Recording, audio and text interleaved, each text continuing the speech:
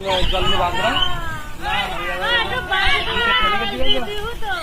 বাবা তো দেখিনি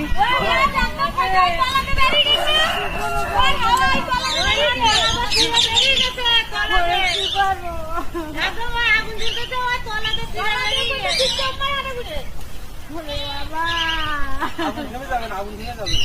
আরে ফাইটে গেছে আর বাঁচবে না পেটের পুরো